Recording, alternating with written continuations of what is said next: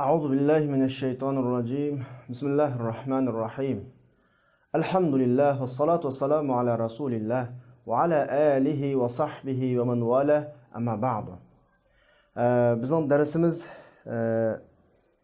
oldida biz hasan hadis to'g'riliq so'zlab tugatib sahih hadis to'g'riliq so'zlab tugatib bugun hasan hadisga keldik. Hasan hadisga darsni boshlashdan ilgari biz her saatdagi darsimizdagi o'xshashla bizning o'qimoqchi bo'lgan bütün mazmunlarni xulosalab bo'lgandan keyin darsimizni boshlaymiz. Yani biz darsni xulosalaganda her saatte deganimizdek hadisni cho'ng jihatdan ikkiga bo'lib olamiz. Birisi hadis mutawatir, yani birisi xabarul ahad.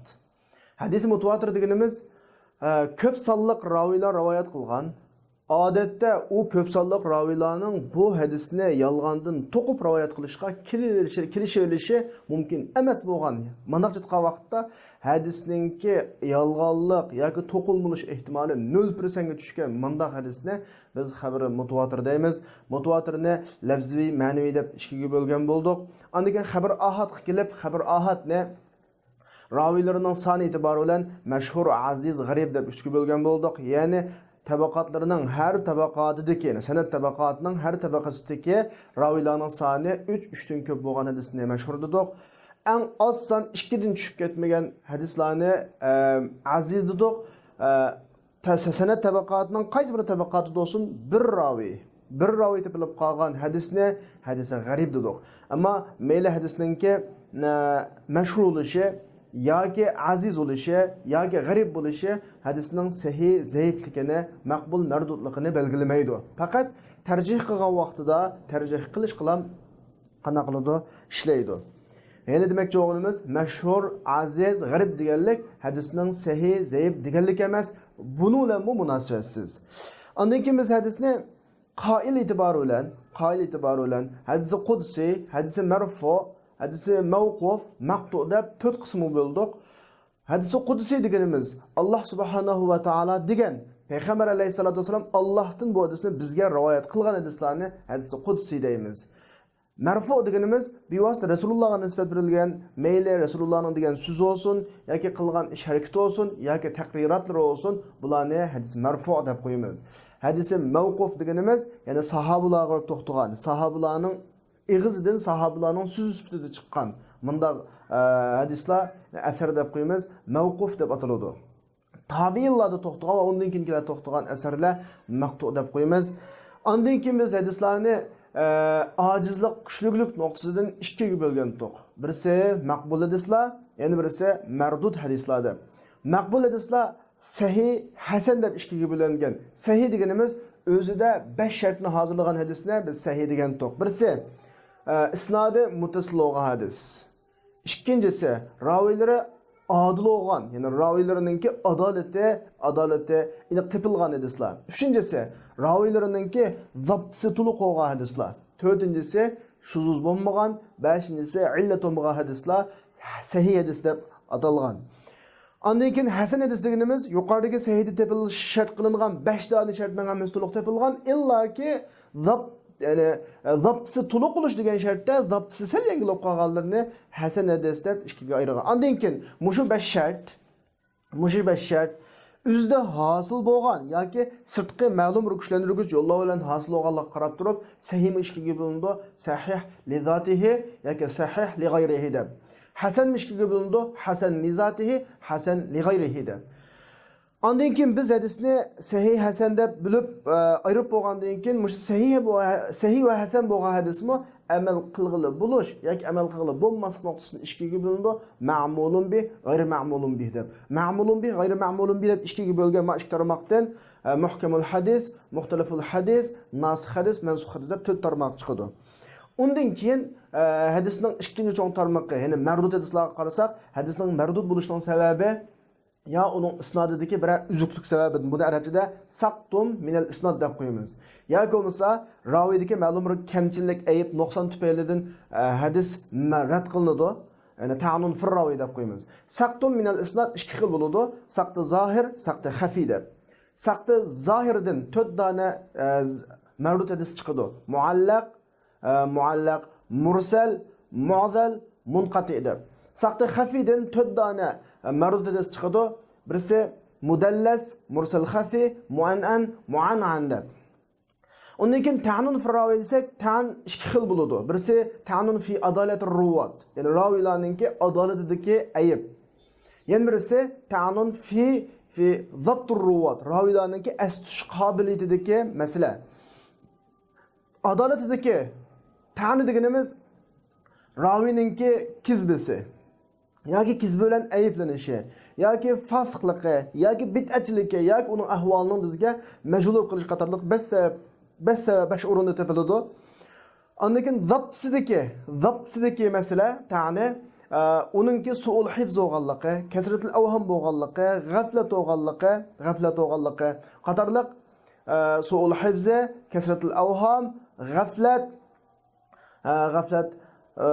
qatorliq 5 turlik ta'nun fi dabtur ruvat, ya'ni ravininki sohasidagi ayib bo'ladi.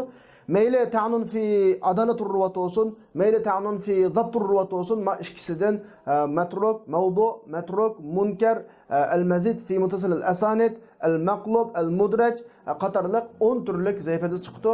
Biz buni har kunlik darsimizda xulosalab kelyapmiz. Oldin kunlik dastlabki darsimizda alohida xuloslagan to'q va undan keyingi darslarimizda har kunni darsning boshida xulosalayapmiz. Inshaalloh biz shu xulosa bo'yicha o'qib, hadisni avval raviyning soni bilan 3 bo'lib mashhur, aziz, g'arib deganni o'qib o'tdik kitobning o'zida. Bu sizlarga aniq. Undan keyin hadisni quvvat, da'f e'tiboridan maqbul, mardud deb ikkiga bo'lgan. Buning maqbulga kelib, maqbul hadisni sahih, hasan deb ikkiga bo'lgan. Oldingi darsda biz sahih hadisni ko'rib o'tdik. Bugungi darsda Allohning izni bilan hasan hadis to'g'riliq mazmunlarni qana qilamiz, boshlaymiz inshaalloh.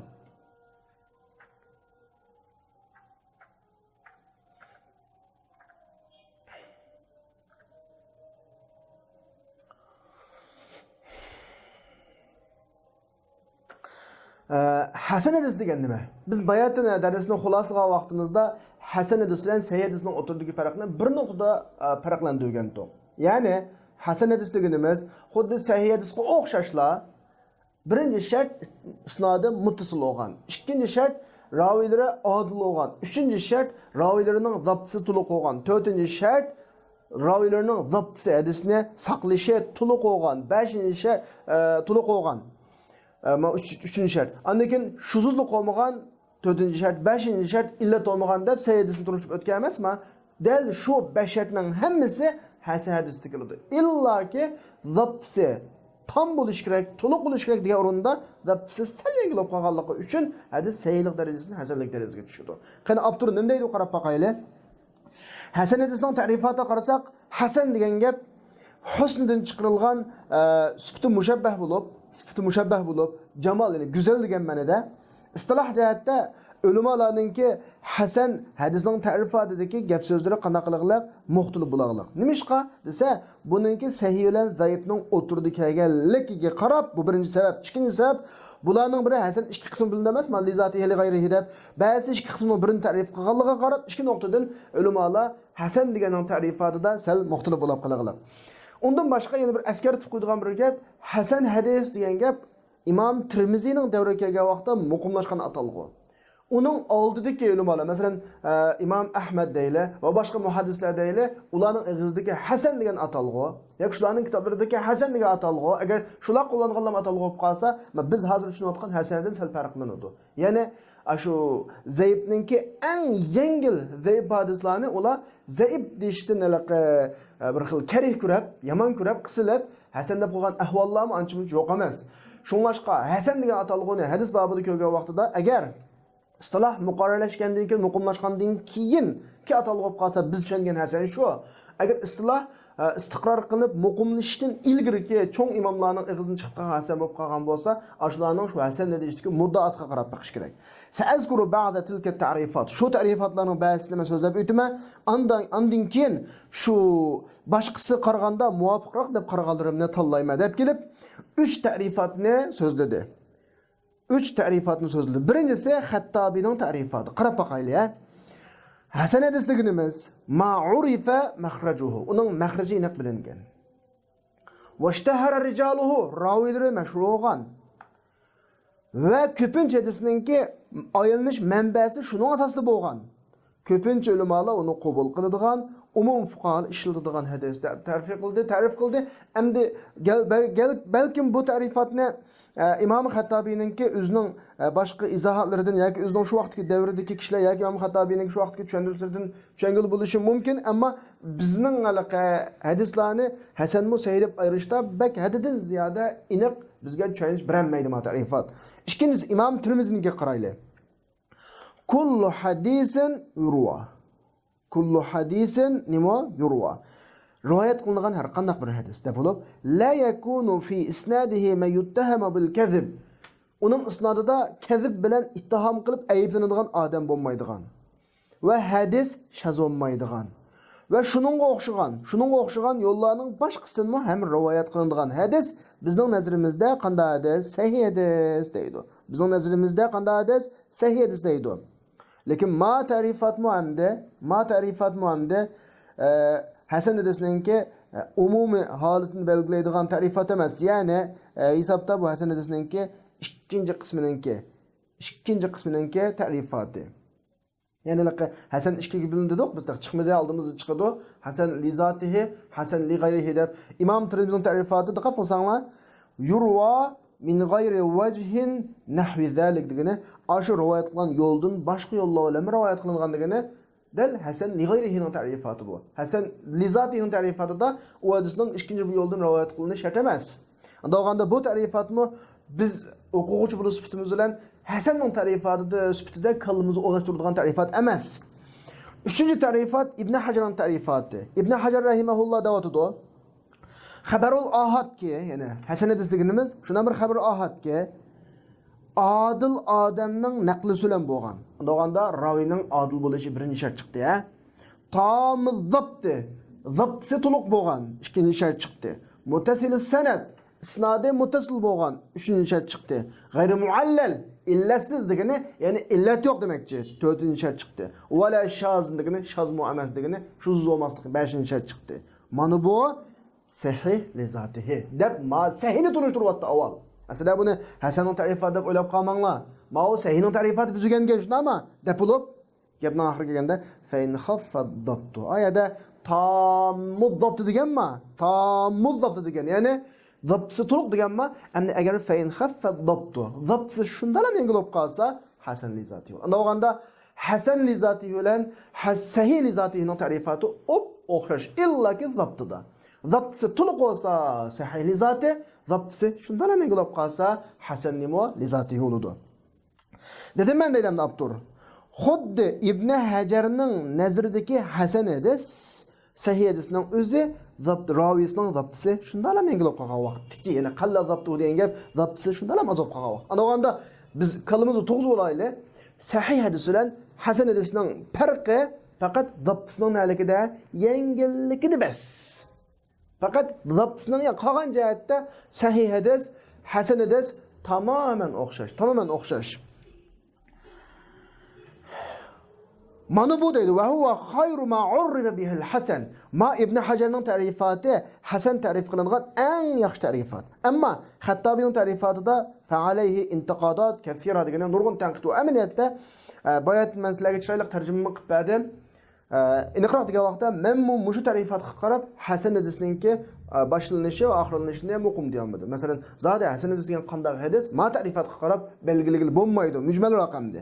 Ammo Imom Tirmiziyning ta'rifatiga kelsak, Hasan hadisning ikki qismining birining ta'rif qildi, u o'smi Hasan li g'ayrihini. Asli bizning mush Hasan hadisning ta'rifatidagi asli bizning qiladigan ta'rifat Hasan li zatihi ta'rif qilinishi kerak. Chunki Hasan li g'ayrihi aslida nima zaif. Faqat hasanlik martabasiga yo'llarining ko'payishi orqali to'liqlanganligi uchun ham hasanlik darajasiga ko'tarilgan. Shu uni hasan deb ta'rifat asosida turish to'g'rilanmaydi. Unda olganda uch ta'rifatning ichidagi bizga yoqqan, biz shu ta'rifat orqali hadisning oldi-keyini tushunib oladigan ta'rifat Ibn Hajarning ta'rifati.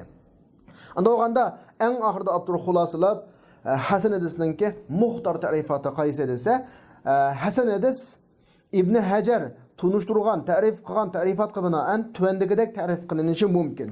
Tirnoqning ichidagi shu diqqat qilinglar.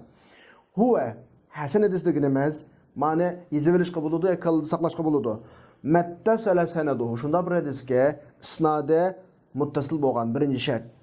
Binaqlil adl, ya'ni ravilari adil bo'lgan, ya'ni adolatur ruvat ikkinchi shart. Allazi khaffa dabtuhu bu ravilarninki zabtisi yengil bo'lgan. Tamma zabtuhu emas, tammu zabti emas, khaffa zabtuhu.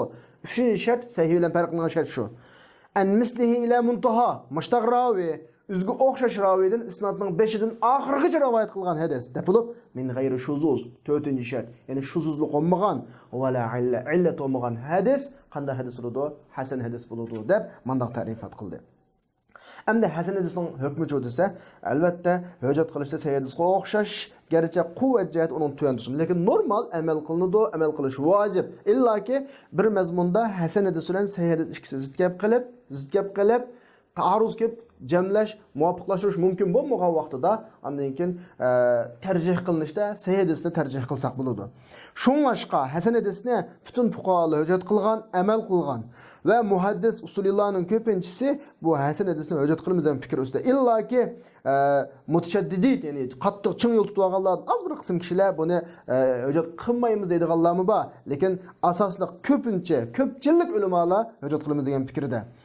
Bir qism mutasahillarning ba'zisi bu sahih hasan hadisni sahihning turmushga kirgizib o'tganlik, masalan, Hakim Ibn Hibban, Ibn Huzaymga o'xshash, holbuki ular avval bayon qilingan sahihdan tuvan demaklik bilan degani e'tirof qiladi. Hasan hadis sahih hadisdan tuvan, lekin atalg'u jihatda hasan hadisni sahih deb atib o'tadi, masalan, kirgizib o'tadi. Unda o'ganda biz diqqat qilish tegishli bir nuqta. Mushu Hakim, Ibn Hibban, Ibn Huzaymaga o'xshash muhaddislar rivoyat qilgan sahih degan hadislar kelgan vaqtida ras biz birinchi qatim tushungan halaqa sahihmi yoki biz hozir tushunayotgan hasan hadismi? Bular uni sahih nomi bilan kirgizib o'tdimi? Mush nuqtalarga alohida diqqat qilish kerak. Masalan, buning misoli Imom Tirmiziy chiqargan hadis va haddasana Qutayba, haddasana Ja'far ibn Sulayman ad-Dubai an Abi Imran al-Jawni an Abi Bakr ibn Abi Musa al-Ash'ari qala سمعت أبي بحضرة العدو يقول قال رسول الله صلى الله عليه وسلم إن أبواب الجنة تحت زلال السيوف. حديثنا آخر سؤال ده. Biz hazır maksat müşahidesinin isnad meselesi olgandı ki ma hadis Tirmizi bu hadis doğruluk haza hadisun hasanun garibun deb hasan deb baho bergan deydi. Dedim deydi. Ma hadis hasan. Hadisan bo'lishning sababi çünkü bunun 4 isnadının hammasi thiqat. Fiqat. Emmisi muttasil demekçi, muttasil. İlla ki Cafer ibn Süleyman adam bunun derecesi hadisi sahih bulunduğun derecedeki adam emas. Yani bu adam hasanul hadis degani hadisi hasan derecedeki adam. Nimishqa zabtisi biz o'lcham qilgan sahihlik darajasiga yetadigan zabt emas. Shunlashqa ma hadis sahihlik martabasidan hasanlik martabasiga qanaqib ketgan, tushib ketgan deydi. Sahihlik martabasidan hasanlik martabasiga qanaqib ketgan, tushib ketgan. Tamam, xolos. Endi biz oldingi soatlik darsimizda sahih hadislarning martabalarini a'lo, duna zalik va duna zalik deb 3 martaga bo'lib, undan keyin hadis kitoblarining ishligi sahih hadislarning martabalarini bayon qilgan emasmi? Hasan hadisning martabasi qanday desa, xuddi sahih hadisninki sahih hadislar ba'zidan farq qiladigan martabalari bo'lganidek, hasan hadisning martabasi bo'lib, Imom Zahabiy buni 2 martaba qilgan. Davud İmam Zahabi fa'ala maratibihi. Bunun en a'la maratibihi degan gap hasan hadisning eng yuqori darajasi. Uning raviylarining hadisini sahih deb baholash yoki hasan deb baholashda ixtilof qilingan hasan hadislar. Bunda bir gap endi bu to'g'ri tushuninglar. Men bir raviy bor. Bu raviyni bir bilik jarh ta'dil ulamolari bu odamning hadisi sahih bo'lgan odam deydi. Bir bilik jarh ta'dil ulamolari bu odamning hadisi hasan bo'lgan odam deydi. Anda muxtalifun fi bo'lganki madam buni hasan darajasiga cho'g'izib hadisini hasan deyiladi. Lekin bu odamning hadisi hasan deb baholangan bilan muomala qilingan bilan bu odamning bir bilik hadisi sahih bo'lgan odam deb deydiganlar bo'lganlik uchun madamning hasan hadisi yana bir muttafaqun fi bo'lgan hadisi hasan bo'lgan odamdan yuqori turadi. Chunki bu odamning darajasi sahih hadis darajasiga ko'tarilishi mumkin. Unda men bir odam bor. Ulamolar bil ittifoq bu odamning hadisi hasan deydi. Men bir odam bor. Ulamolar Bir bilik ulamalar hadisi sahih deydi, bir bilik ulamalar hadisi hasan deydi. Amma biz azning yaqin e'tibor qilib turib hadisni hasan deb baholab o'tgan bo'lsak, madamning hadisini hasan deb baholab o'tgan bo'lsak, ma ikki hadisni surishtirgan vaqtda qaysi yuqori turadi, madam yuqori turadi. Chunki madamni hadisi sahih deydigan bir bilik ulamalar o'qishgan. Mana bu hasan hadisninki, gerçi ma hadisning nomi, ma hadisga qo'yilgan baho tamga hasan deb qo'yilgan bo'lsin, lekin darajaatda sahihga nima yaqin turadi. Mesela Bahz ibn Hakim'nin dadısının o boğustan hadis rivayet qilgan hadisga o'xshash Amr ibn Shuayb an abihi an jaddihi va mana hadisga o'xshash Ibn Ishaq an Taymi shundan onun o'xshagan ba'zi tarafdan bu sahihdan bu yoki bu sahih deyilgan, ba'zi tarafdan hasan deyilgan, anikin yaqinni tutib turib hasan deb baholangan hadislar garchi nomi hasan bo'lsa-mu, lekin bu sahihga yaqin. Chunki buni sahih deydiganlarmi bor. Va huwa adna min adna maratibi sahih degani as-sahihninki tön darajalik sahihga muqana qiladi, yaqin keladi ikkisi hisobda. Ma birinchi daraja.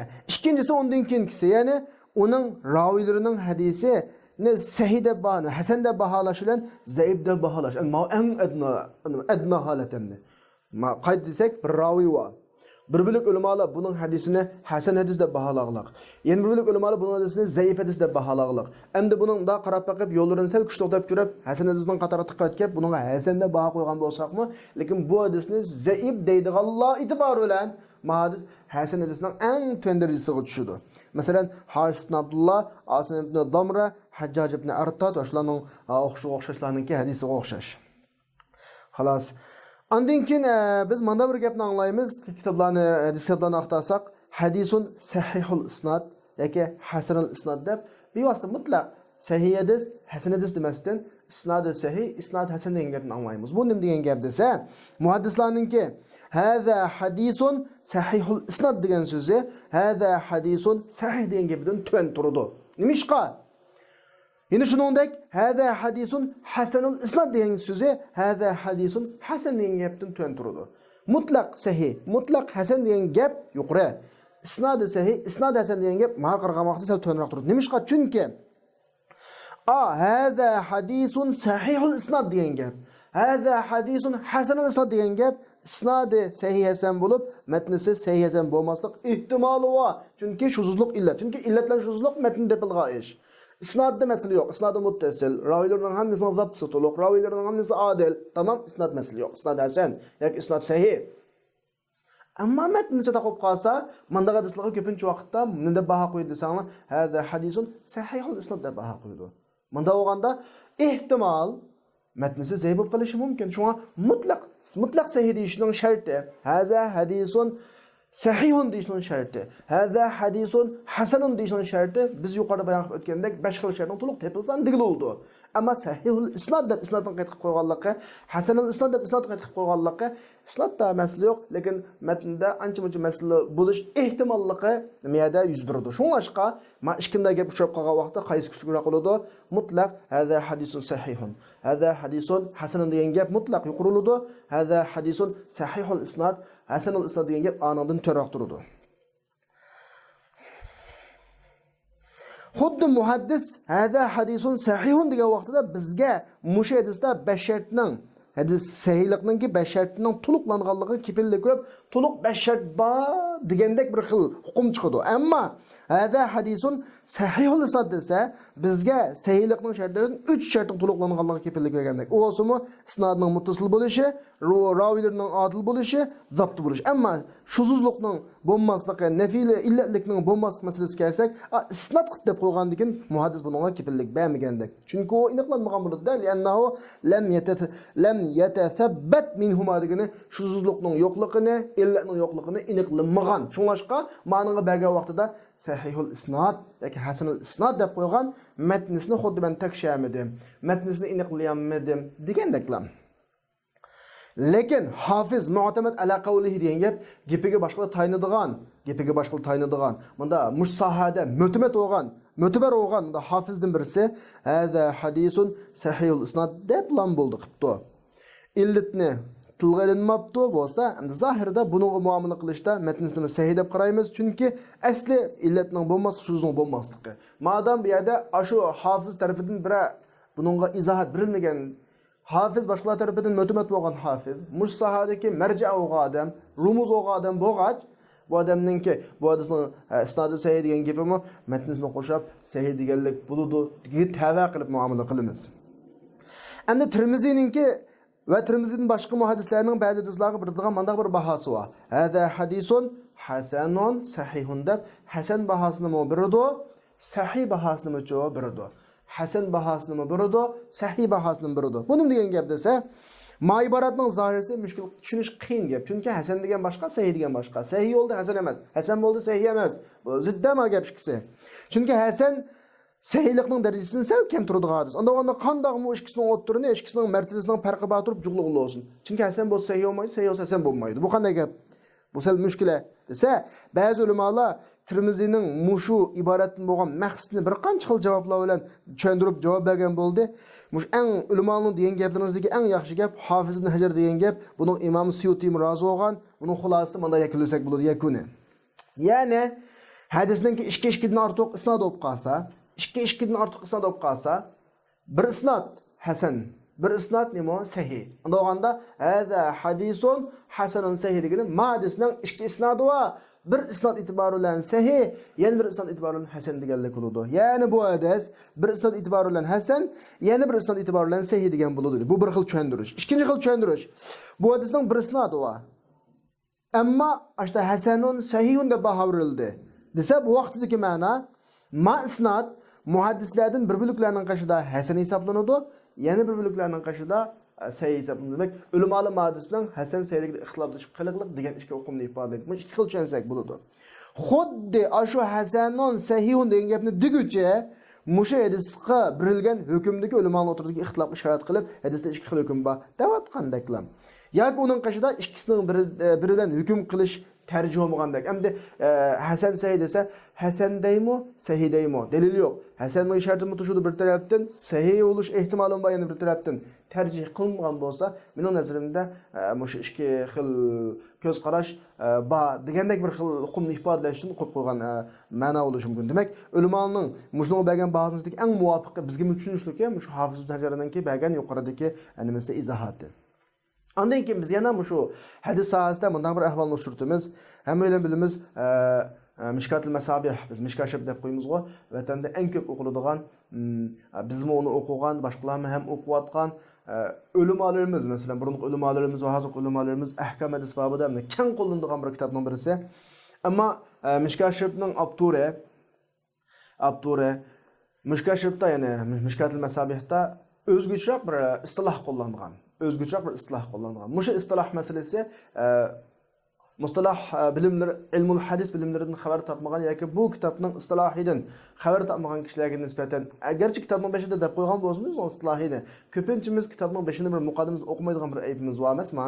Shu tufaylidan kitobning istilohidan xabar topmagan odamga nisbatan bir xil mujmal bo'lib qolgan ahvolda shuni bilan xato muomala qildigan, masalan, hadislarga xato muomala qilgan ahvollar bor. Shuni Abdur alohida bizga eskartib davotidi.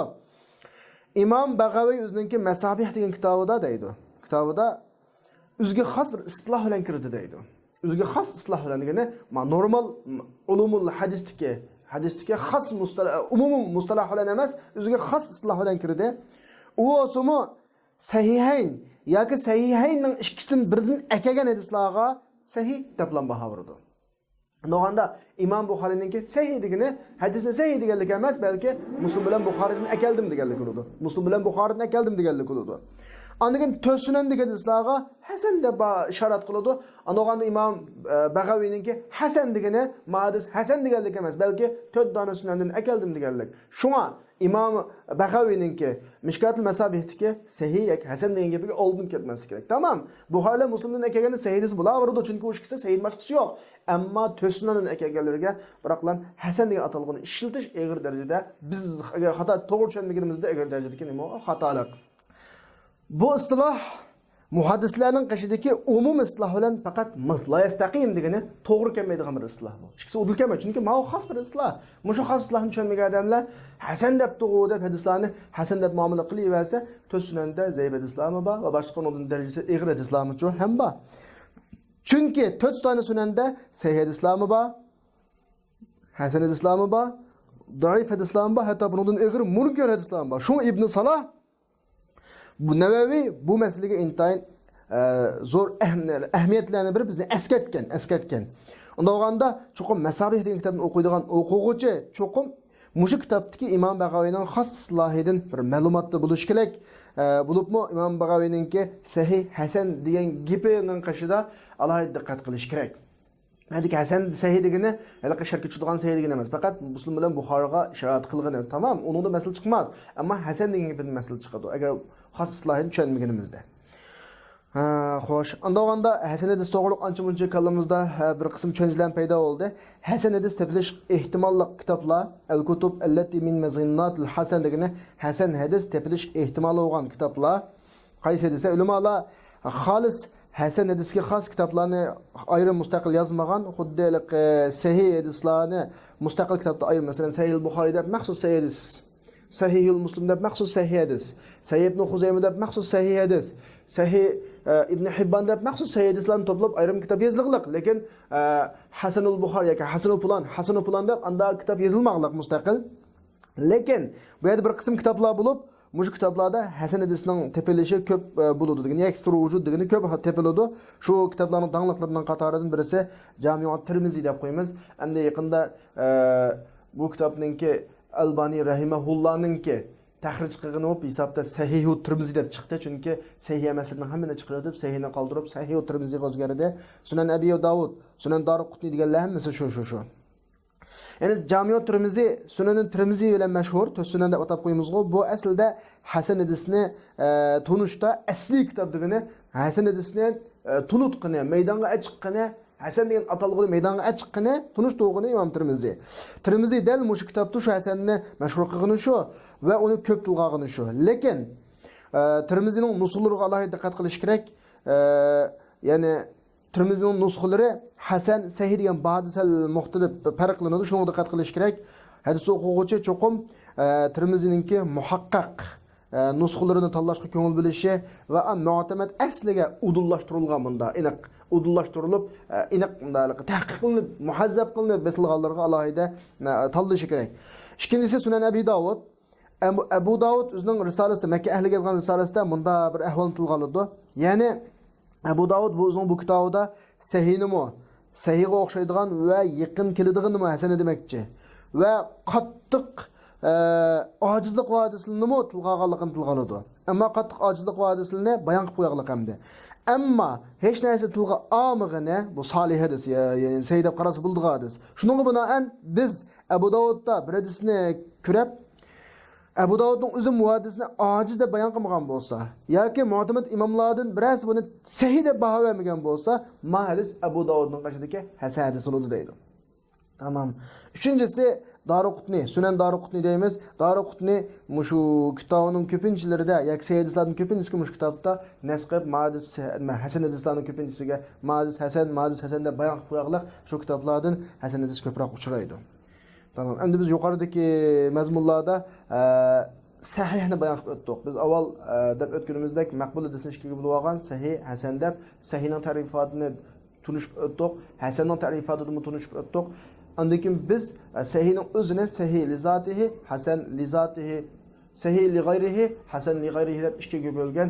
Endi hozir keldik sahih li g'ayrihiga. Bizning ilgirgi tunishtirganlarimizning hammasi sahih li zati, hasan li zati. Endi tunishtirganimiz sahih li g'ayri, hasan li g'ayri. Ta'rifatiga kelsak, sahih li g'ayri deganimiz asli o'zi hasan li zati hadis. Asli. Ammo bu hadis shuningga o'xshagan yoki shundan kuchliroq yana bir yo'ldan rivoyat qilinsa, sahih li zati li g'ayrihi g'ayridir. Asli hasan li zati. Musha hadis mushuning yo'li isnodiga o'xshash yana bir yo'ldan rivoyat qilinsa, yoki ma'nodan kuchliroq yana bir yo'ldan rivoyat qilinsa, ikki yo'lning kuchini birlashtirib, ma'nosini nimaga aylantiramiz? Hasan sahih li g'ayrihi. Demak, buning aslida sahihlik sharti topilmaydi. Chunki vabsi tam emas, balki xafif. Ammo ikki yo'ldan rivoyat qilinganligi e'tibori bilan, ma'mu shu pet rivoyat qilibdi, ma yo'ldan shu peti kelibdi. Demak, bu yerdagi vabtisining yengillik tufaylidan chiqadigan chatoqdan amin bo'ldik. Chatoqning bo'lish ehtimoli yo'qqa chiqdi deb qarab, ma'nosini sahih aylantiramiz. Sirtqi omil tufaylidan, sirtqi yo'llarning ko'payishi bilan sahih deb baho berilgan bo'lgancha, bu hadisning nomi sahih li g'ayrihi bo'ladi. Bunda bunu sahih li gayrihi deb atılışının sebebi çünkü sahihlik avvalıq sanatning uzun kelganligini hadis o'zi mustaqil sahih emas. Faqatlanmi boshqa isnatning uningga qo'shilishdan keldiki, ma isnat kelganlik tufayli ma isnatning sahih dedik. Endi ashuni tuvandagi shakl bo'yicha matematikalik tanglama orqali tasvirlash mumkin. Masalan, qarasanglar, Hasan li zatihi ikkisi qo'shilgan vaqtida sahih li gayrihi bo'ladi. Sahih li gayrihi bo'ladi. Am buning martabasi, darajasi Hasan li zatihidan martabasi yuqoriroq, sahih li zatihidan tuvan turadi. Sahih Hasan deb ikki bo'ldi emasmi? Sahih li gayrihi o'tirib turadi. Sahihdan tuvan, Hasandan yuqori. Bunun misali Muhammed ibn Amr an Abi Salama an Abi Hurayrata anna Rasulullah sallallahu aleyhi ve sellem قال لولا أن أشق على أمتي لأمرتهم بالسواك عند كل صلاة. İbn Salah deydi, hadisteki Muhammed ibn Amr ibn Alqama sıdqı siyana bilen meşhur adam. Sıdqı siyana bilen meşhur adam degeni adalatur ruvat degen bir şart tepildi degen gap.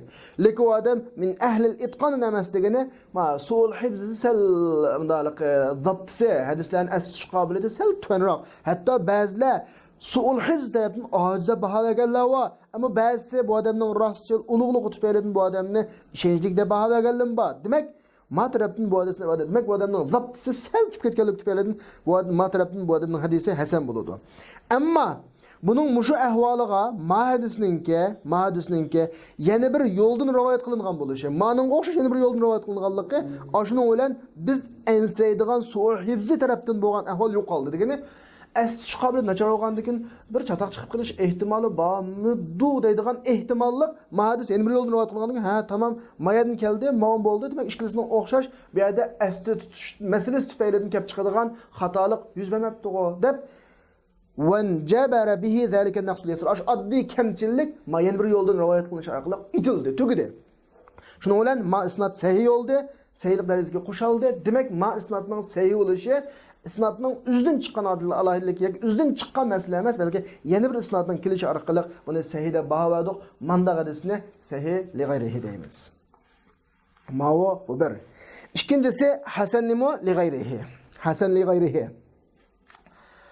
Yani bunun umumi karakteri bu bayatanga sahih li g'ayrihi bilan o'xshash asosan. Sahih li g'ayri o'zi asli sahih emas hasan.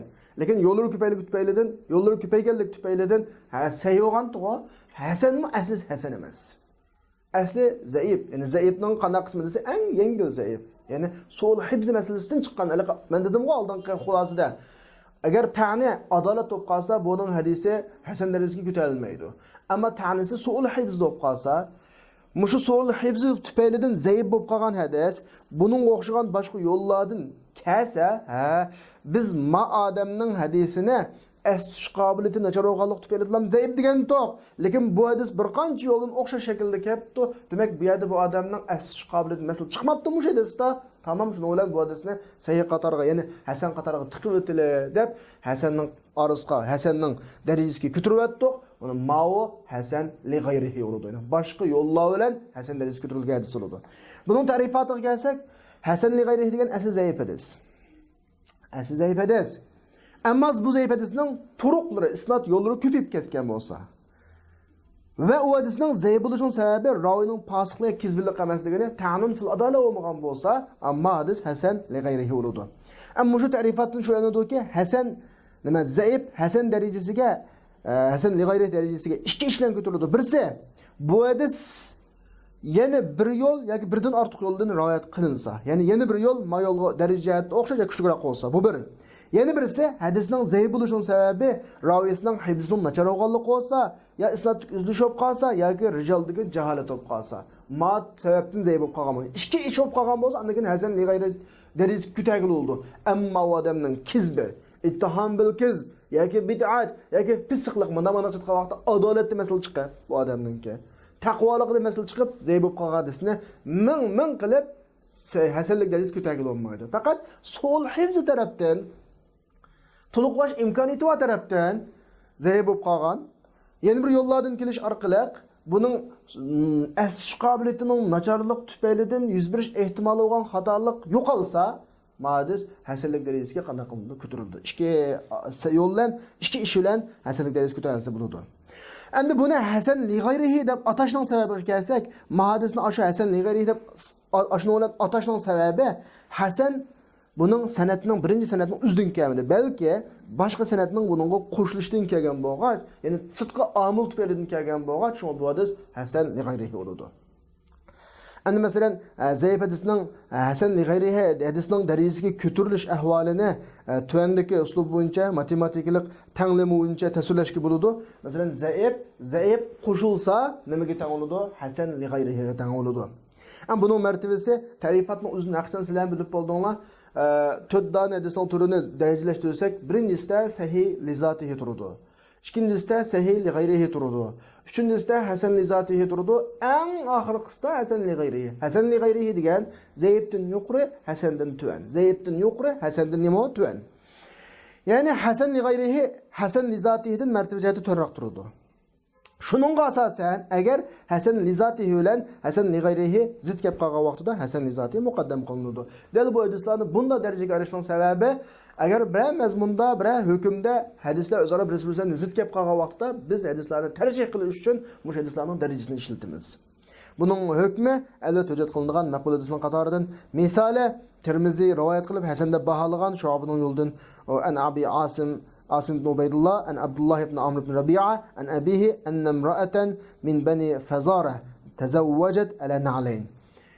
فقال رسول الله صلى الله عليه وسلم أرضيت من نفسك ومالك بنعلين قالت نعم قال فأجاز ما hadis hakkında İmam Tirmizi deydu ma babta Ömer'din Ebi Hureyre'din Sehl ibn Ebi Sa'd'din Ebi Sa'id'din Enes'din Ayşe'din Cabir'din Ebi Hardadil Eslami'din rivayet kılınan hadisler var. Gerçi zayıf edesenmesi.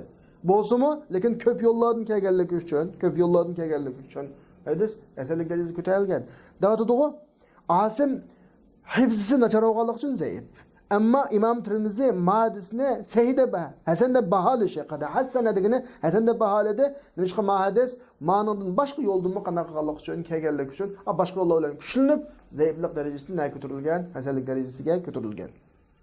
Tamam, şunu olan bizninki sahih doğruluk, sahih li gayrihi doğruluk, hasan li zatihi doğruluk, hasan li gayrihi doğruluk birilgan düşüncemiz tügüde. Endi hadislar sahih bo'lib bo'lgandan keyin, hadislar hasan bo'lib bo'lgandan keyin yana bir atrofida shu hadislarni kuchlantiradigan bir qism omillar tepilib qolsa, bu hadis odatda üzülen o'xshash derecalik hadisdan, gerçi onun ayrım nam qo'yilmagan taqdirdimi, ma'lum darajada nima turadi, yuqori turadi. Masalan, bir hadis bor sahih, yana bir hadis bor sahih. Ma hadisda mu bashartuluq tepiliqlik, halaqa bashart. Ma hadisda mu bashartuluq tepiliqlik. Lekin ma hadisda yo'q bir qism sharoit, zuruflar var. Bu zuruflar ma hadisning ishonchlik darajasini oshirib o'tadi. Mush tufaylidan tercih qilgan vaqtida biz ma hadisdan tercih qilib zillish qolgan vaqtida muomala qilamiz. Dal mushu xildik hadisni nima deymiz desa, xabarul ahad al-maqbul al-muhtaf bil qara'in degani ma'lum qarinlar bilan ko'tarilgan, qo'rishalgan, qarinlar bilan darajasi qanaqlamagan ko'tarilgan hadislar degan gapchi. Ya'ni maqbul hadisning qismlarining oxirisida el-muhtaf bil qara'in deb atiladigan maqbul xabar to'g'riliq bir bahs qilamiz. Bu yerdagi muhtaf bil qara'in deganimiz qanday desa, el-xabarullazi ahata waqtarana bihi, ya'ni maqbul hadis talab qiladigan shartlardan ziyoda az-zaida ala ma yatatallabuhu al-maqbul min ash-shurut degani maqbul hadis talab qiladigan haliqa 5 shartdan ziyoda ishlar uni qo'rishigan, ishlar uni qanaqtugan juplashgan mındaq bir hadislar var. Demek ki o ne? Hadisda haliqa beşer tepilip bulağılık, sahih deyişki tuşuda ölçüme. Ama şundan başka yana hadisini güçlendirdiğin bir xil amillar var. Mındaq hadisini el-muhtaf bil qara'in deymiz. Ma zaid işlar, maqbul hadisqa juplashadigan ma zaid işlar a hadisni quvvat jihati texmiz ziyoda qiladi. Taziduhu quvvatan. Va hadisqa şu hadisdan başqa ma zaid işlidin xali olgan başka maqbul hadislarga qaragan vaqtida buni alohida qiladi va ma hadisni başqa hadislardan tercih qiladigan mındaq bir alohida ishlar bu. Masalan, bunun turlari muhtaf bil qara'in bo'lgan maqbul xabarlar bir qancha turli bo'lib, buning eng dangliqi birinchisi Shayxon o'zining ishga sahih kitobida chiqargan mutavoddiq darajasiga yetmagan hadis Del biz sözüvatkan muhtabil qarayının en a'lası. Yani demek ki oğne meyde bir hadis var, adetteki sahih.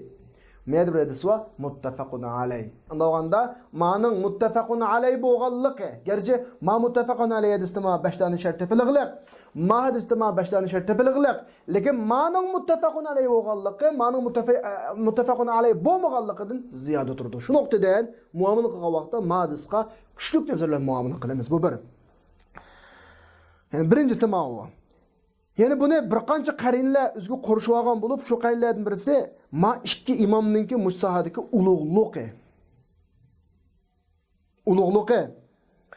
Va bu ikkilarninki sahih hadisni ayirishda sahihning mashkillarning boshqasini ilgilab ketganligiga mashkillarni ummat mutlaq qabul qilgan imomlar. Yani eng burun sahih zaif deb ayirib chiqqan imomlarning birisi bu bir. Ma ikkinchi omil, uchinchi omil ölümalarning bu ishkalaninki kitobini qabul qilib topshirib olganligi. Uning ustiga mushu qabul qilganlikning o'zi bir ilmni ifodalashda mutawatirlikdan kam keladigan yo'llarning ko'payganligidan buni ma'no turadi shu. Butun o'limalar hisobda ummatning vakili. Ana shunda butun ummat Ma'olning kitobini olsak bo'ladi deb qabul qilganlikning o'zi eng kuchli qarina. Buni mushu 3 xil omil tufaylidan ma ishkalaning kitobida kelib qolgan muttafaqun alayhi hadis. Gerçi yeni bir sahih hadis bilan 5 shart o'xshash bo'lsin, lekin mush ikki kitobda kelib qolganligi uchunlar muttafaqun alayhi bo'lganligi uchunlar ziyoda turdi. İkincisi ikki sahih hadis var. Bu mu sahih, lekin ma mashhur, ma g'arib. Bizlar darsning oldingi darslarda deb o'tdik-ku, mashhur degan sanat tabaqatining har tabaqasida 3 dan ortiq ravi yo'q odam deymiz, shundaymi? Mundaq mashhur bo'lib qolgan bo'lsa, mashhur hadis g'arib hadisdan yuqori turadi. Ya'ni mashhur bo'lganligi, uningki hammasi ravilarning zaifligi, illatlardan sog'lom bo'lgan, o'xshamaydigan yo'llar bo'lib qolsa, bir hadisninki ma'mu odatdagi hadislar qilgan vaqtda yuqori turadi. Bu muhtaf bil qara'in bo'ladi. Üçüncüsü Hafiz, mutqinin deb qaraladigan dangliq imomlar var. Mush imomlar bilan kelgan zarinjisman hadislar bo'lib qolsa. Ma'mu sahih hadis, Lekin bu odatdagi sahih hadis. Ma hadis dangliq imomlar qata mana rivoyat qilgan hadis. Masalan, Imom Shofiy, Imom Ahmad, buna degandekchi. Yani bu hadis g'arib bo'lmagan ahvol ostida bo'lib qolsa, bu hadismi muhtabil qol. Masalan, shuna bir hadisga Imom Ahmad rivoyat qilgan hadis, İmam Ahmad, İmam Şafii'nin rivayet qilgan hadis, İmam Şafii, İmam Malik'nin rivayet qilgan hadis, bunda hadislar. Ondaki İmam Ahmad'ning g'ayri İmam Şafii'nin rivayet qilish ham o'rtoqlashgan hadis, İmam Şafii'ga shunga o'xshash İmam Malik'ning rivayet qilish o'rtoqlashgan hadis, bunda yo'llar sal qana qilgan, ko'paygan, ham shu yo'llarning ichida bir yo'l, bunda dangliq ulamo, dangliq imom, mutqinin muhaddislardan tarkib topgan, zanjirsimon imomlarning hadisi bo'lib qolsa, İmam Şafii, İmam Ahmad, İmam Şafii, İmam Malik bunda qata dangliq imomlar bo'lib qolsa, odatdagi boshqa yo'llardan kelgan qilgan vaqtda ma'u muhtab bil qara'in bo'ladi, ya'ni darajat ustun turadi. Boshqa uning nomini o'zgartirmaydi, sahih, ishkilasi sahih, lekin tarjih qilgan vaqtda ustun deb muomala qilamiz. Endi ma'qul hadisning hukmiga kelsak, albatta bu hadis boshqa ahad hadislardan bo'lgan maqbul hadisdan rojih bo'ladi, kuchli bo'ladi. Agar muhtab bil qara'in bo'lgan bir hadis undan boshqa maqbul hadislardan boshqa zid kelib qolsa, albatta muhtabil qara'in hadis odatdagi hadisga qana qilindi, muqaddam qilindi. To'yib. Endi bizningki shu maqbul babidagi ikkinchi maqsad, biz maqbulni hasan sahih deb ikkiga ayirib, buni tunishtirib bo'lgandan keyin endi hozir ikkinchi maqsadus sani, ikkinchi kichik bab maqbul hadisni ma'mulun bih va g'ayri ma'mulun bih deb ikkiga taqsim qilamiz. Ya'ni hadis maqbul deb baholanib bo'lgandan keyin amal qilib bo'ladigan va amal qilib bo'lmaydigan deb ikkiga ayriladi. Ya'ni maqbul xabar ma'mulun bih, g'ayri ma'mulun bih deb ikki qism bo'linadi. Buningdan ulumul hadisning ikki tur shaxschilanib chiqqan. Ya'ni basiq degani, aslan inbasaqa degani etilib chiqqan ma'noda emasmi? U o'simi al-muhkam va muxtalaful hadis, an-nasikh val mansukh. Ma'lumda ulumul hadisga ikki cho'ng bir tur, ya'ni ikki ayrim mustaqil fan deb qarasam bo'ldi-mu shuning ichiga tarmoq fan. Bunun uchun birinchisi muhkam va muxtalaful hadisni tushuntiraylik. Muhkamning ta'rifatiga kelsak, lug'at jihatda bu ahkamadan chiqqan ism maf'ul bo'lib, atqana bir narsani puxta qilgan ma'noda, istiloh jihatda o'ziga o'xshash bir hadisning qarshilik qilishini saqlam qolgan maqbul hadisga bir hadis va hech qanday hadis bu hadisga mukammalda qarshi kelmaydi. Mush daraja jihatda mush hadislarni tang yoki bundan kuchli hadislarni hech qanday qarshi kelmagan bo'lsa, buni muhkam hadis deymiz. Ko'pincha hadislar mush turdinki, biz amal qilayotgan hadislarning 99% mush turdidan. Ammo mutaariz muxtalif hadislar, bunda o'zaro bir-biriga zid keladigan bunday hadislar umum hadislarga nisbatan bak yo'q deyarlik asosan. Muxtalif hadisning ta'rifoti degan nima bo'lsa, bu ism fa'il, ixtilofdan chiqqan ism fa'il bo'lib, ittifoqning ziddi, ya'ni qarama-qarshi zid degan ma'noda muxtaliful hadisdan maqsad bizga yetib kelgan bir hadislar bor. Sahih, lekin uning ba'zi-ba'ziga ma'ni jihatda zid, qarshi keladi degani ma'ni jihatda bir-biriga zid. Ma'niga amal qildi desak, ani qil deydi. Ma'nisiga amal qildi desak, ani qilma deydi. Ma'niga amal qilib, ma'ni qo'yildi desak, ikkisi sahih. Bu ikkisining sahih bo'lgandan keyin darajasini ham farqlantirib desak, tarjih qilgan omil yo'q, tarjih qilgan omil yo'q. Ma'ni qo'yib, ma'niga amal qildi, ma'ni qo'yib, ma'niga amal qildi desak, bu bir mutahamlik bo'ladi, chunki ikkala hadis bizning nazarimizda o'xshash sahih hadis. Mushu muxtaliful hadis bo'ladi. İstilah jihatda bu bir maqbul hadis bo'lib, o'ziga o'xshash hadislarni qarshi turilgan hadis, ammo u ikkisining o'tirini jug'lash, ya'ni maslashtirish imkoniyati bilan birga. Ya'ni o'zi bir sahih hadis yoki hasan hadis bo'lib, shuningga martaba, quvvat jihat o'xshash hadisning birisi kelib, ma'ni jihati zohiri zid keladi. Bunda qarmoqqa zid keladi. İlim egalari va o'tkir tushunch egalarininki bu ikki hadisning mazmunining o'tirini muvofiq shaklda, bir shakli maqbulligini maqbul shaklda maslashtirish, jug'lash mumkin bo'ladi. Bunda hadis muxtaliful hadis bo'ladi. Masalan, muxtaliful hadisning misoli la adwa va la tiyara desa, Muslim rivoyat qilgan. Ya'ni kasallar deganning yo'qish yo'q, shumpalalish yo'q degan bizdan. Bu yerda kasal yo'qmaydi degan gap chiqadi. Bu hadis tuandiga hadislarni zid keladiki, firra minal majzum, firaraka minal asad. Juzam kasalidan yo'llasdan qochganda qash deydi. Hadisda yo'qmaydi deydi. Hadisda qash deydi. Yo'qmaydi degan gap. Qash degan gap yo'q degan gap. Bu ishki zid emasmi desa. Oldingi hadis Muslimning hadisi, keyingi hadis Buxoriyning hadisi. Unisiga oldingi hadisni Muslim Buxoriy ham rivoyat qilganlar. İkisi sahih hadis. Fa hadan hadisan sahihan. Sahih hadis. Zid, zahirisi zid. Chunki avvalgisi yo'qishni inkor qilib yo'qmaydi deydi. Ikkinchisi yo'qishni isbotlaydi yo'qud deydi. Ham ulamolar o'tirisini jug'lab, bu ikkisining o'tirini, ma'nisining o'tirisini nurg'un yo'llar bilan maslashtirgan bo'ldi. Men uningdan Hafiz ibn Hajar tanlaganni tilg'ab o'tama, uning mazmuni tuandagi jug'lashni. Bu ikkisining o'tirini maslashtirishning kayfiyati degani ahvoli mundaq.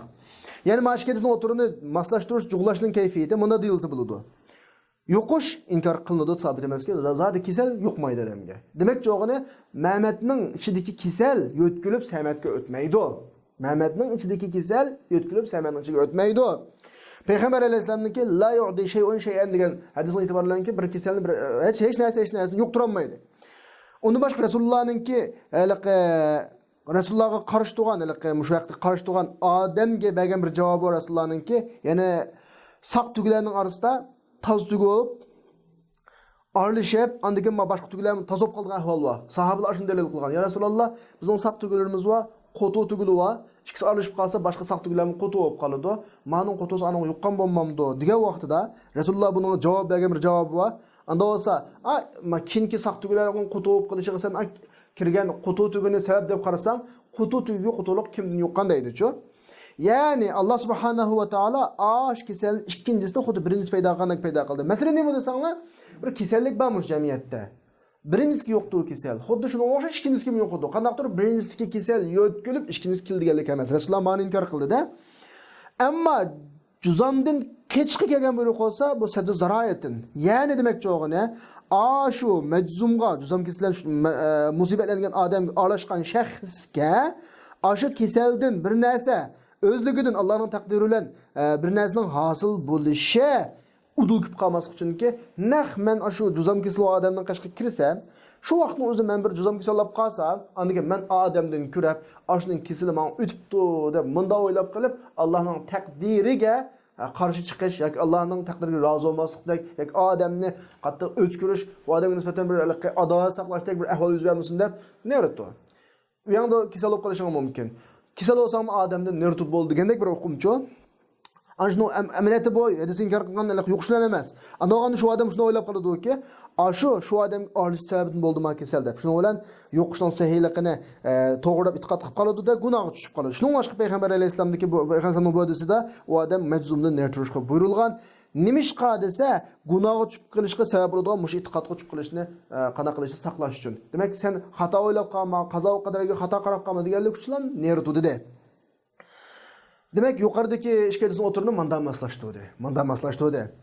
Endi ishki maqbul, ya'ni sahih, ishki zid hadisini topgan odam qanday qilish kerak desa, bu odam tuandagi ishki bosqichni besbesi bo'ladi. Birinchisi, u ikkisining o'tirini jug'lash mumkin bo'lsa, ma'ni jihatda maslashtirish mumkin bo'lsa, bu yerda maslashtirish, muvofiqlashtirish muayyanlashadi. Ikkilasiga teng amal qilamiz. Agar yo'llardan qaysi bir yo'llar bilan bo'lsin, u ikkisining o'tirini maslashtirish mumkin bo'lmagan vaqtida ikkisining birisi nasix ekanligi bilinsa, biz nasixni oldiga chiqib amal qilamiz, mansuxni tashlab qo'yamiz. Bu bir. Agar u bilinmasa, u ikkisining birini yana biriga 50 necha yoki undan ko'pga yetadigan tarjihat yo'llari bor. Shu yo'llar bilan yo'llarning ichidagi ma'lum bir yo'llar bilan tarjih qilamiz, rojih amal qilamiz, marjuhni tashlab qo'yamiz. Eng oxirida agar u ikkisining birini yana biriga tarjih qilg'ilimi bo'lmasa, bu nodir ahvol. Yuqoridagi ishlarning hammasi muvofiqlashtirish mumkin bo'lmasa, nasix mansuxni huquqi bo'lmasa, tarjima qilg'il bo'lmasa, biz ikkilasiga amal qilishdan to'xtaymiz. Bizga murajjih omildan birasi paydo bo'lganga qadar, biz da tarjih qila olganga qadar ishimizga amal qilmaymiz. Dal g'ayri ma'mulun bih degani mana shu qismi. Qolganlarining hammasi ma'mul. Endi ma'ning ahamiyati va kim buningga mukammal bo'ladiganini munda ikki ziddatini moslashtiradigan kim loyiq ulamolar uchun desa, fan ulumul hadisning ichidagi eng muhim fanlarining birisi. Chunki buni bilishga butun ulamolar majburiy qisiladi, majbur bo'ladi. Buningga mukammal bo'ladigan va buningga mahir bo'ladigan odam kim bo'lsa, hadis bilan fiqhning o'tirini o'ziga mujassamlashtirgan imomlar va inchki ma'nolarga cho'kkan usuliylar. Mana mavlaga hadislarning mushkili qiyin olmaydi, illaki nadir degani ancha muncha hadislar zidkab qala bo'lmasa, hadislarning hammani asosan bo'la maslashtirib, tarjih qilib oxiriga chiqalaydi. Endi zidlan dalillarning zid kelishi bu ta'aruz va tarjih degan bu bab usulul fiqhdan va ulumul Qur'ondan va ulumul hadisdan va cho'ng bab bu. Bunda dalillarning zid gap qilishi ulamolarni mashg'ul qilgan. Dal mishada ulamolarning iqtidori, inchki tushunchisi, yaxshi tanlashi mishad namoyon bo'ladi. Ulamoning ulamoligi. Bizning tilimiz bo'yicha vaqtda mollaning mollaligi munda yadashkor bo'ladi. Shundaqla bu sohada ulamolarning dasturxoniga chaqirilmay kelib qolgan bir kishilar bor.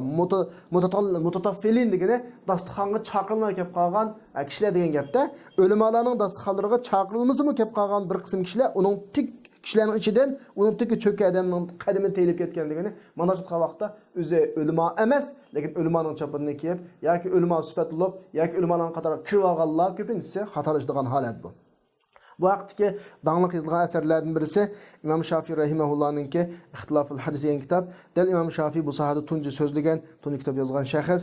Ikkinchisi Ta'wil Muxtaliful Hadis degan kitob Ibn Qutaybaninki. Daynavarin Ibn Qutayba va Addi Navarininki. Mushkilul Athar degan kitob Tahawi Abi Ja'far Ahmad ibn Salamining kitobi. Mushu qatorli kitoblar mush sohadagi marja bo'lsa bo'ladigan kitoblarning qatoridan. Endi biz yuqorida maqbul hadisni nasikh, ma'mul, g'ayri ma'mul, yani ma'mulun bih, g'ayri ma'mulun bih deb nechaga bo'ldik? Ikkiga bo'ldik. Buning birinchisi muhkamul hadis va muxtaliful hadis bo'ldi. Ikkinchisi nasixul hadis va mansukh. Hadisninki nasikh, mansukh. Nasikh, mansukh. Hammalar bilasizlar, hammalarga ma'lum, islom nihoyatda qatmanlashib ketgan, nodonlashib ketgan bir jamiyat borliq kelgan. Bu jamiyatning kishilari normal insoniy jamiyat tartibidan halqib ketgan. Bu jamiyatdagi hukm surayotgan qonun o'rmonliqning qonuni, kuchliklar ozdan yeydigan, tartiblash mumkin emas, mundaq bir ko'z ilmaydigan bir jamiyatga kelgan. Unda o'g'anda Allohning hikmati bu jamiyatni yetaklashda asta palampay qadamsimon etminish Allohning hikmati bo'lgan. Shu tufaylidan mayli Qur'on bo'lsin yoki hadis bo'lsin, hadis bo'lsin, hükümler yengilden sel egirroqqa, egirden texim egirga yengillishib bunda şekilde. Yoki avval egir andaki yengilge tushmab, her halda qana şekilde olsun ummetni qabul qilaydigan şekilde ko'zilgan maqsadga opirish prinsipi Qur'on hadisda qo'llanilgan. Unda bo'lgandan tabiiyki mayli Qur'on bo'lsin, mayli hadis olsun bir-birlik ahkamlar yo'lga qo'yilib, ma'lum muddat o'tgandan keyin kishilarning ahvoliga muvofiq yarasha, muvofiq shaklda o ahkamlar amelden kaldırılıp yeni bir ahkamlarning, yangi ahkamlarning yo'lga qo'yilishi bu tabiiy ahvol. Shuning natijasida Qur'onning ichidami al-ayat an-nasikha, al-ayat al-mansukha. Hadisning ichidami al-hadis an-nasikh, al-hadis al-mansukh degan ikki tur maydonga kelgan va ulumul Qur'on va ulumul hadisda cho'ng ikki bab paydo bo'lgan. Ya'ni nasikh, mansukh, Qur'onda yana nasx debchi. Anigan hadisda mo nasikh nima mansukh deb ikki bab paydo bo'lgan. Bizning dal bo'lgan o'qimoqchi bo'lganimiz hadisning ichidagi nasihlari va mansuhlarininki ahvoli. Nasxni ta'rif qilsak, buning ikki xil ma'nosi bor. Birisi yo'qotish ma'nosi bor. Nasahat shams zilla deb qo'yamiz. Quyosh soyasini yo'qotib o'tdi degan ma'noda. Ikkinchisi naqli ma'nosi bor. Nasahtul kitob deb qo'yamiz. Alaqa biz kitobni suratga oldirdik deymiz emasmi? Alaqa ko'chada alaqa nusxuldik deb. Shu nusxulash degan ma'nosi. Mayadikini mayaga naql qilish. Ya'ni sen kitobdagi mazmunni yana bir yerga ko'chirsan degan ma'noda. Xuddi nasikh mansuxni yo'qotgandek qilam. Yoki bir hukmni yana bir hukmga yo'tkagandek qilam. İstilah jihatda shari'ninki üzden kelib chiqqan bir hukmni, yani ilgirki bir hukmni shu üzden chiqqan keyingi bir hukm bilan qana qilishi, amaldan qoldirishi, buni biz nasx deb ataymiz. Eslangizda bo'lsin, nasikh va mansukh quvvat jihatda asosan o'xshash bo'lishi kerak. Ya'ni demakchi o'g'ini oyatni nasx qiladi, hadisni nasx qiladi. Undan keyin oyat hadisni nasx qilamdi, hadislar oyat nasx qilamdi. Bu masalalar bir da'talash masalasi o'z joyida inshaalloh bayon qilindi. Lekin kalomimizning prinsipini unutmanglarki, küçük o'xshash delillar o'zaro bir-birini nasx qila oladi. Kuchliklar ojizlarni nasx qila oladi. Ojizlarning kuchlikni nasx qilish qilmaslik masalasi usul fiqh kitoblarida o'z joyida nasx babida tafsiliy bayon qilingan masala. Endi ma'fanning ahamiyati va qiyinlik darajasiga kelsak va bu fanda yetishib chiqqan ulamolar, dangliq ulamolarga kelsak, hadisning nasxini mansuhidan ayirish bu nihoyat muhim, qiyin bir fan. İmam Zuhriy deganki, ulamolarni eng hodirudigini, eng ojiz qildigini, bularning nasx hadisni mansuhdan qana qilishi ayirish bu eng ojiz qildigan, eng hodirudigan ish deydi. Bu sohada eng ko'zga ko'rinib chiqqan ulamolarning birisi İmam Shafi'i. Yani İmam Shafi'ninki bu sohada yadut tula degani uzun qulva va sabiqatul ula degani oldingi qatani egallashi va degani alohida iqtidori bor demakchi. İmam Ahmad ibn Varaga bu adam Misrdan kelgan vaqtda İmam Shafi'nin kitaplarını yazdığımı degan gap, İmam Shafi'ni o'qidingmi degan gap hesabda shu vaqtga atalgan. Yo'q degan vaqtda farrat sal qarabsa, biz mujmalni mufassardan, nasikh hadisni, mansukh hadisdan İmam Shafi'i bilan o'ltirishgan qadar o'qimaydik degan İmam Shafi'ni o'rgangan demakchi. Ana nasikh mansukhni qanday bilinadi desa, maktabda asosan o'zga munosabatlik tarafini azaq bayon qilingan, buning haqqi to'liq berilmagan, haqqini to'liq o'rganmoqchi bo'lganlar, nasikh mansukhning haqqini to'liq olmoqchi bo'lganlar maxsus kitoblar qarasanglar bo'ladi. Davotida hadisning nasikhi mansuhidan tuvandagi bir qancha ishlar bilan tulinadi. Birinchisi Rasululloh uch ashkara bayoni bilan, Rasulullohning uch bayoni bilan. Masalan, Buraydaninki Sahih Muslimdagi bir hadisi bor. Men sizlarni qabrlarni ziyorat qilishdan to'sqandim. Kuntu nahitukum an ziyaratil qubur. Amda fazuruha, hozir ziyorat qilsanglar bo'ladi. Fa innaha tuzakkirul axira. Bu qabrlar oxiratni asıltıdı deb hadisda Rasululloh o'zining ilgari qabrlarni ziyorat qilishdan shirk vaqtiga yaqin bo'lg'achqa aqidiyati masala chiqmasin deb to'sqanligini va buni amaldan qoldirganligini. Demak Rasululloh nima dedi? Men to'sqandim, endi qilsanglar bo'ladi degani amaldan qoldi degani. Yoki sahobaning so'zi bilan bilinadi. Ma esingizda bo'lsin. Sahobaning so'zi mansukh qilinmaydi. Mansukh qilinganligini so'z orqali bilamiz degan gap. Mana to'g'ri tushuninglar.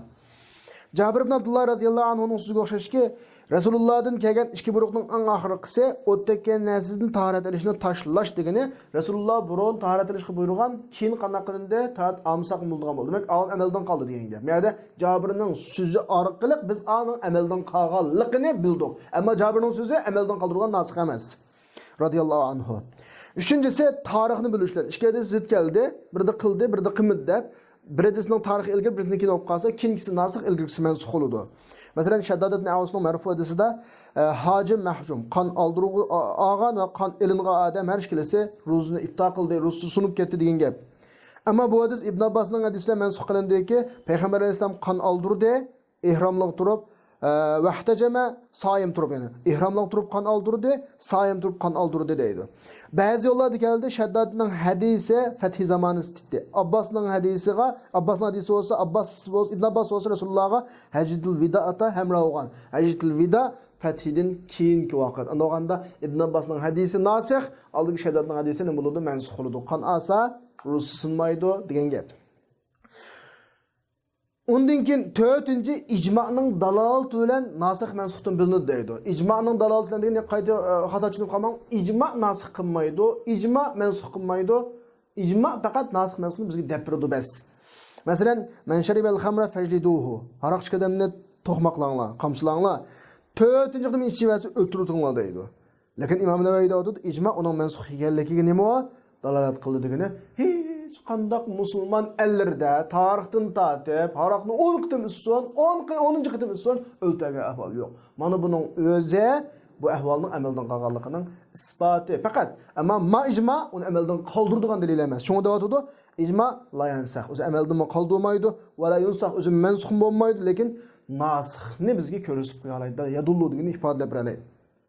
Amma shu nasikh mansukh deganlik asarlar al-i'tibar fi an-nasikh wal mansukh min al-athar Abi Bakr Muhammad ibn Musa al-Hazmiyninki nasikh mansukh, Imam Ahmadninki Tajrid al-ahadis al-mansukha Ibn Jawziyning qatorliq mush kitoblar.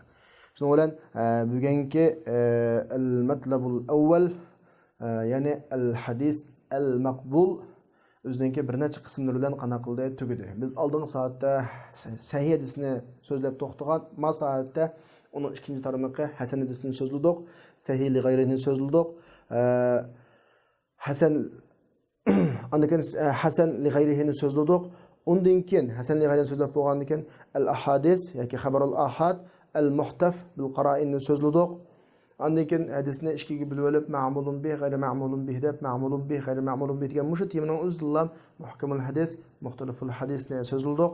Undan keyin nasikh mansukhni so'zladik. Shuning bilan bugungi darsimiz o'shada oxirlashdi. Inshaalloh Alloh nasib qilsa kelar soatlik darsimizda al-matlabul thani mardud hadislarni so'zlaymiz.